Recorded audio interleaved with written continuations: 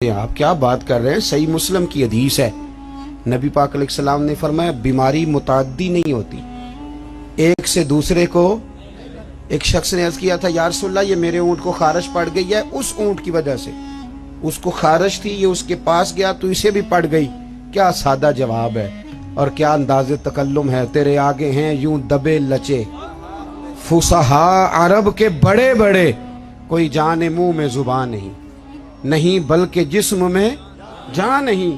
کہا جناب میرے اونٹ کو اس اونٹ سے خارش پڑ گئی، تو ایک جملہ کہا نبی کریم نے۔ حضور فرمانے لگے تیرے اونٹ کو تو اس اونٹ سے پڑی ہے، تو یہ بتا اس اونٹ کو کہاں سے پڑی تھی، اس کو کہاں سے پڑی تھی؟ اور اس کرنے لگی حضور وہ تو قدرتی معاملہ ہے۔ فرمایا یہ بھی قدرتی معاملہ ہے، تو فرمایا وہ بھی قدرتی ہے۔ اعلیٰ حضرت جلدی نہیں مانتے تھے۔ آپ کے سارے سائنسدان کہتے ہیں زمین گھومتی ہے، اور ہمارے بچوں کا تو بیچاروں کا دماغ گھومنے لگا جب سے یہ پڑھنے لگ گئے۔ زمین اتنی موٹی کتاب لکھی اعلیٰ حضرت نے، زمین ساکن ہے نہیں گھومتی۔ پریشان ہو گئے آپ؟ میرے پاس ہے، لینی ہوئی تو لے لینا، اتنی موٹی کتاب ہے، اور 300 کے قریب دلائل دیے کہ زمین ساکن ہے۔ اعلیٰ حضرت فرماتے ہیں جب نبی پاک علیہ السلام نے فرما دیا کہ جب رب نے زمین کو پیدا کیا تو کانپنے لگی، تو رب کریم نے اس میں پہاڑ میخیں بنا کے قلعے بنا کے لگا دیے تو یہ ٹھہر گئی۔ فرماتے ہیں جب میرے نبی کی زبان سے نکل گیا ٹھہر گئی، تو سارے سائنسدان بھی کہیں تو ہم ماننے کو تیار نہیں، ہم کیسے مان جائیں؟ حضور نے کہہ دیا ٹھہر گئی تو لہذا ٹھہر گئی، اور اعلیٰ حضرت نے اس پر 300 کے قریب دلائل دی۔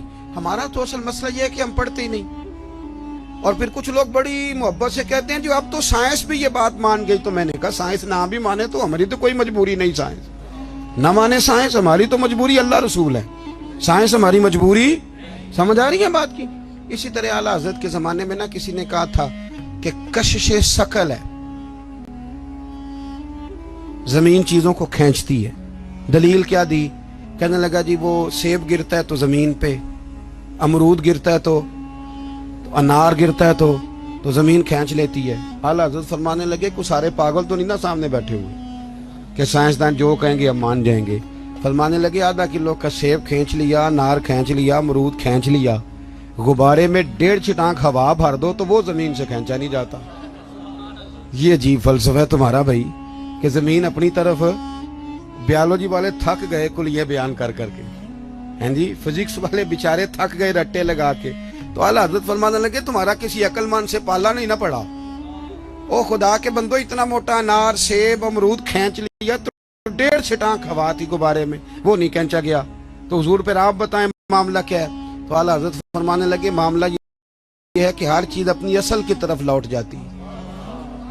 چونکہ امرود زمین سے پیدا ہوتا ہے تو زمین میں آ جاتا ہے، چونکہ انار زمین سے پیدا ہوتا ہے تو زمین میں آ جاتا ہے۔ فرمانے لگے ہوا کی اصل اوپر ہے، جب غبارے میں ہوا پڑتے ہیں تو ہوا اس کو اوپر لے جاتی ہے، اور جب ہوا نکل جاتی ہے تو غبارہ نیچے آ جاتا ہے۔ تو فرمایا کشش سے شکل نہیں، ہر چیز اپنی اصل کی طرف لوٹتی۔ انسان کہاں سے پیدا ہوا؟ مٹی سے، جائے گا کہاں؟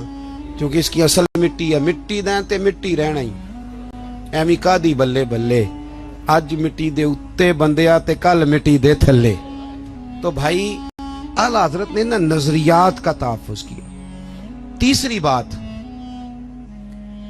اعلیٰ حضرت فرماتے تھے کہ دین میں خودداری اختیار کرو، عزت نفس، دین کو فار سیل نہ کرو۔ آ گیا ملا